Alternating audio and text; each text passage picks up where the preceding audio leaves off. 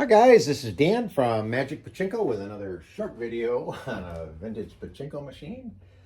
I always laugh when I say short video because there's somebody out there that likes to tease me about that. He shall remain anonymous, but I think you all know who he is. Okay, so this is a 1972 Nishijin Model A, what they call a recycler machine. This was full restoration done to this. Main problem with this particular machine was that at some point in time it had tipped over or something fell or whatever, but this whole section of the tray here was just snapped right off. Fortunately, it stayed with the machine over time, and it had been glued on once before. Normal glues just don't hold. You have to use epoxy. So this has been epoxied back on. It's good and solid now. It'll support the weight of the balls. So new play field, everything cleaned. You know the drill. You know what I do. Wood's been all cleaned up, polyurethane, and there's the back of it. Okay. All right. So when you get ready to load this up and play, you do have a 12-volt wall adapter transformer. So you plug that in, and then you come over to the pigtail and plug it into the pigtail, and this light up in this corner will come on. That is your ball out light. That signifies that right now there are no balls in the machine, but it's also designed to come on when you get into what's called a low ball situation. In other words, you're getting pretty low on the balls. It's time to refill this tray. Now with a recycler, you don't have to do it all that often, because every losing ball, rather than dropping out of the machine like a Model B, comes into the drain hole here and goes right back into this tray here, the recycled tray. And this is the tray that feeds the jackpot, which is underneath the white cover. So what's really important on these machines is right over here where it says shut and open. Shut and open. And you want to make sure that this is up in the shut position rather than being down in the open position. When it's shut, two fingers come down, two brass fingers, and block the balls. They stop the balls right here and let them sit in the jackpot tray, and then when you get a win, they just tip out of the jackpot tray and come back up and refill. If you go to the open position, it allows the balls to continue, and they'll come all the way down and exit down here, right here. Oh, there we go, right here. All right, so that's important because you don't want the balls running all over the floor. So make sure that's in the shut position, and just to be safe, you want to start with just a handful.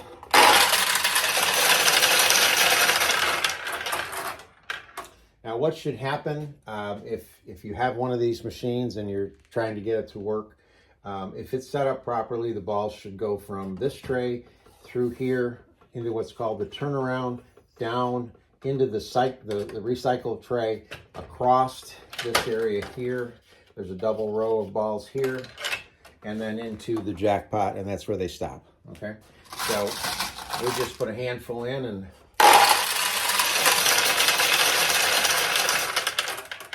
that is the path that they're taking, so we know we're good. So at this point, you can take the vast majority of the balls that you have, which, by the way, should be about 500. To make pretty much any Pachinko machine work properly, you should have 500 balls. They are sold in bags of 500. I mean, that's why we sell them in bags of 500, because that's basically what you need.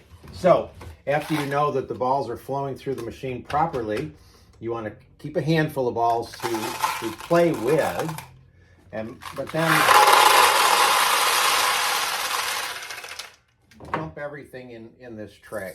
Now, what happens with a Model A is that as you pour balls in and they feed down into this tray, there's a weight shift down with these tabs here that will close the turnaround up here.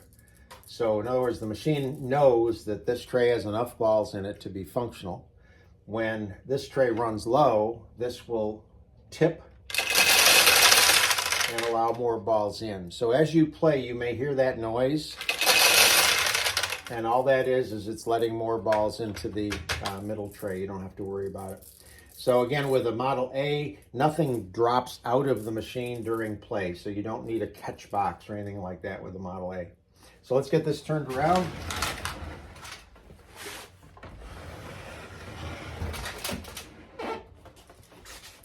Okay. So I did, this has the stabilization feet on it now, and I do now put those little wedges on the bottom to tip the machine back. You want your machines tipped back ever so slightly. Just off level. You don't want them leaning way back, but you want them tipped back a little bit. So I've got a handful of balls here. And now when you play Pachinko, ideally you want the balls to come up the ramp, get right about in the center of the machine, and then start to drop. Because that's where pretty much everything is, all right? This particular machine only has one tulip right in the middle, has pay pockets on the outside. So as you launch a ball, you want to come all the way down to make sure that it gets on the launch ramp, and then let go with your thumb.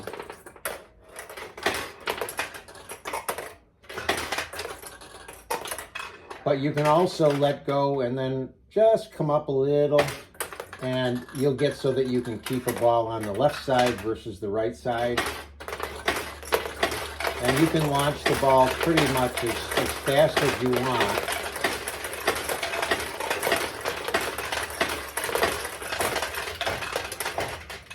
Man, I didn't win anything. One thing I would caution, you don't want to slap this like that. If you have kids, teach them the proper way to do it. Let me get some balls here. The metal parts can take the beating. It's the plastic parts on the inside that can't. And if they break, then you're out of luck.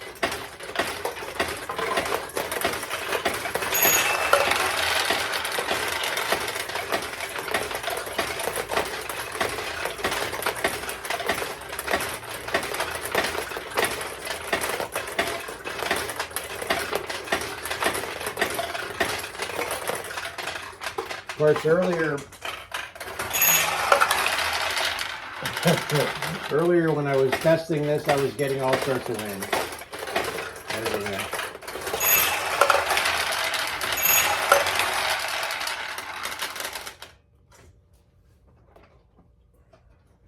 And of course, when I was testing it, the jackpot light was going on, and of course when I shoot the video, everything goes wrong and the jackpot light's not lighting up, so I'm not quite sure what's going on here. Where's the jackpot light? Come on.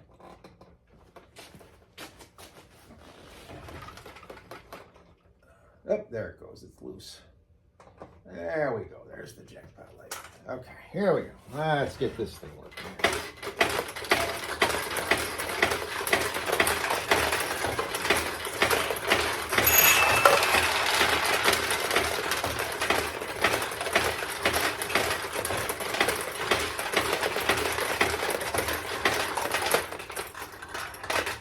Still a hard machine to win, but you did see the jackpot light up. The bulb was loose.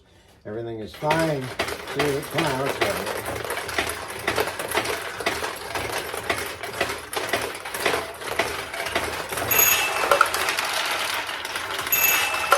There's a couple of wins.